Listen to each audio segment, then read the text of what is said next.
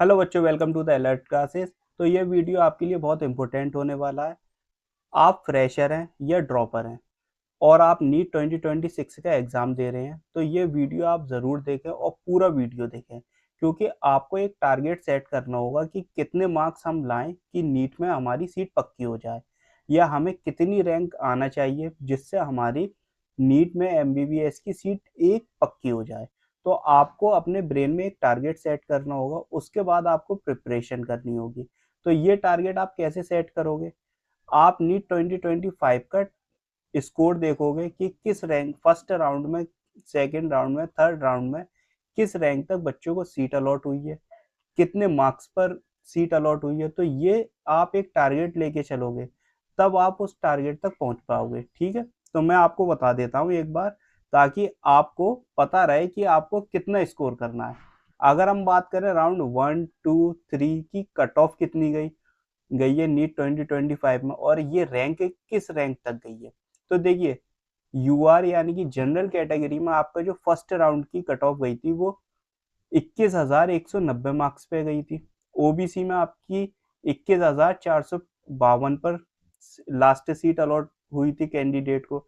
EWS category में आपको 25,599 marks पर। ठीक है, एससी कैटेगरी में आपकी 1,10,389। ठीक है, एसटी कैटेगरी में 1,45,625। तो ये रैंक रही। राउंड 2 में आपकी ये रैंक रही है। ठीक है, तो ये आप देख लीजिए राउंड 2 राउंड 3 में कितनी कट ऑफ गई है और कितनी रैंक तक सीट अलॉट हुई है।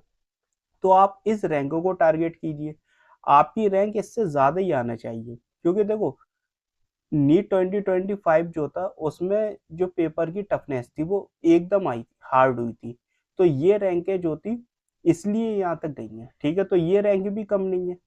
अगर आप उसको देखो, पेपर की हार्डनेस को देखो कि पेपर बहुत टफ था, उसके बाद भी क्या कहते हैं बच्चों की रैंक इतनी आई है। तो नीट 2026 में तो बच्चे प्रिपरेशन और अच्छी करेंगे, और जब वो प्रिपरेशन अच्छी करेंगे तो रैंक और ज़्यादा उनकी बढ़ेगी। ठीक है, जो बच्चे रह गए, आप एक तरीके से मान सकते हो बहुत से बच्चों ने ड्रॉप लिया होगा, तो फ्रेशर के लिए वो भी चैलेंज है। और बहुत से फ्रेशर तैयार होके आएंगे, तो वो भी ड्रॉपर के लिए चैलेंज है। तो मतलब कंपटीशन बराबर का ही है। अगर हम स्कोर की बात करें तो ये ऑफिशियल स्कोर है एनटीए की तरफ से। अगर हम बात करें कि कितना स्कोर आया था, जो लास्ट सीट अलॉट हुई कैंडिडेट को, वो यूआर यानी कि जनरल कैटेगरी में 534 मार्क्स पे हुई। ईडब्ल्यूएस में 528 मार्क्स पे गई। ठीक है, ओबीसी कैटेगरी में 532 मार्क्स थे।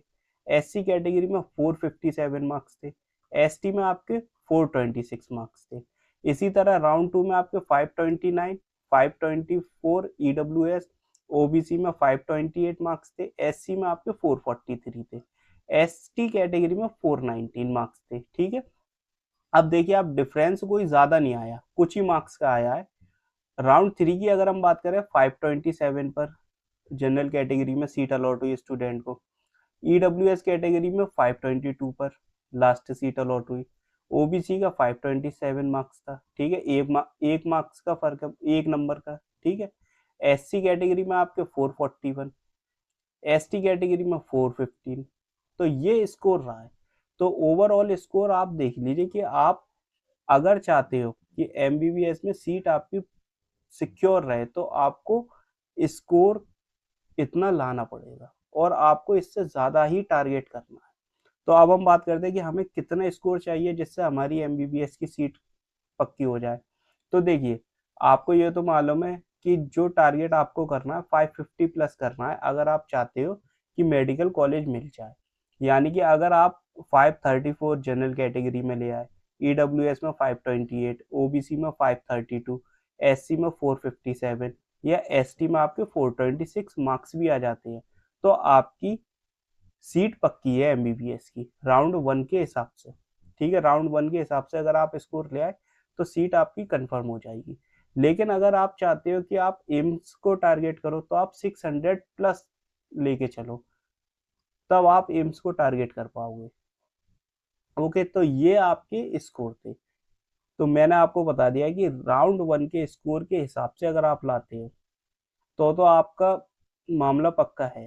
ठीक है, और अगर आपको एम्स चाहिए तो आपको 600 टारगेट करना पड़ेगा, क्योंकि देखो 2025 में बेटा बच्चों, तो 2025 का तो जो पेपर आपका आया वो अचानक आया, एकदम टफ हुआ, तो बहुत से पैनिक होने की वजह से भी पेपर खराब हुआ, लेकिन वो होशियार थे, ऐसा नहीं है वो स्टूडेंट इंटेलिजेंट नहीं थे या वो पेपर सॉल्व भी नहीं कर सकते थे, क्योंकि वो एक दो क्वेश्चन पे अटक गए तो उनका ब्रेन, आप जानते हो एग्जाम आपकी नॉलेज के अलावा आपके क्या कहते हैं, आप किस तरीके से डील करते हो, इन सब चीज़ों का भी होता है, आप पेशेंस रखते हो या नहीं, या पैनिक हो जाते हो। तो ऐसा नहीं था कि वो बच्चे होशियार नहीं थे, लेकिन वो पैनिक होने की वजह से उनका जो पेपर है वो खराब हुआ। तो आपको मेंटली भी प्रिपेयर होना होगा, तो ये आपको स्कोर तो लाना है। और 2026 का एग्जाम अभी आप ये समझ लीजिए, बच्चे अब जो तैयारी कर रहे हैं उसकी तैयारी बहुत हाई लेवल से कर रहे हैं। वो सोच रहे हैं कि नीट 2025 पे इतना टफ पेपर आया, तो 2026 का पेपर कैसा आएगा, तो वो 26 के हिसाब से प्रिपरेशन कर रहे हैं। तो आपको भी अपना जो लेवल है वो अप करना पड़ेगा। अगर आप लो लेवल से पढ़ते आए थे, तो अब आपको अपना लेवल अप करना पड़ेगा, ताकि आप भी स्कोर अच्छा करो। तो आपको बहुत मेहनत करनी है, और टारगेट आप ब्रेन में बना के चलो कि मुझे इतने मार्क्स लाने हैं।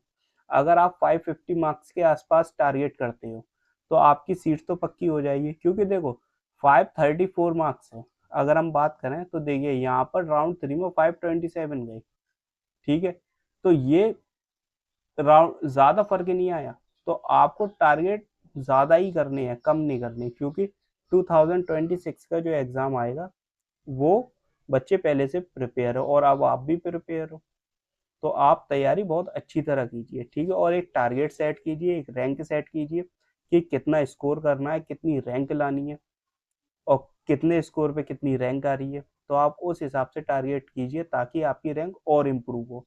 और आप मॉक टेस्ट वगैरह दीजिए, अपने टेस्ट सीरीज ज्वाइन कीजिए बेहतर बेहतर इंस्टीट्यूट की, ताकि आपकी प्रिपरेशन बूस्ट हो। तो टेस्ट आप लगाओगे तो आपको आइडिया लगेगा कितना टाइम कंज्यूम हो रहा है और कितना आपको टाइम लग रहा है। और बेहतर यही है कि आप कोई ऑफलाइन टेस्ट सीरीज ज्वाइन कर लो, अगर आपके आसपास है, क्योंकि ऑफलाइन में जब आप टेस्ट देने जाते हो तो एक सिस्टम आता है, तो वो फील जो आता है ऑन ऑफलाइन वाला, वो आपको लगता है एग्जाम हॉल में ही बैठे हो, ठीक है। तो उससे प्रैक्टिस बहुत अच्छी होती है ऑफलाइन की। लेकिन इन केस अगर आपके पास आसपास नहीं है, तो आप ऑनलाइन भी कर सकते हो।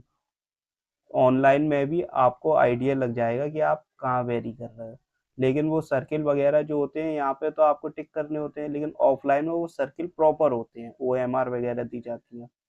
तो मेरी तरफ से तो ऑफलाइन अगर आपको मिल रही है वो ज़्यादा बेहतर है। लेकिन अगर आपके आसपास नहीं है तो ऑनलाइन की ही टेस्ट सीरीज ज्वाइन करो। टेस्ट सीरीज कोई ना कोई ज्वाइन करो, ताकि पता चल सके कि आपको कितना आता है कितना नहीं आता। ओके, तो मैंने आपको एक टारगेट बता दिया है, और आप इसके ही तरीके से प्रिपरेशन करो। इसके अलावा अगर आपको कोई डाउट है या कोई क्वेश्चन है तो कमेंट कीजिए, वीडियो को लाइक कीजिए, शेयर कीजिए, चैनल को सब्सक्राइब नहीं किया तो सब्सक्राइब कीजिए। इसके अलावा आप हमें टेलीग्राम और व्हाट्सएप पे भी ज्वाइन कर सकते हैं, लिंक आपको डिस्क्रिप्शन में मिल जाएगी। ओके, तो अपने ब्रेन में एक टारगेट सेट करके चलो कि इतना स्कोर लाना है और इतनी रैंक लानी है, और बेहतर से बेहतर रैंक लाने की कोशिश करो। Okay, and thanks for watching.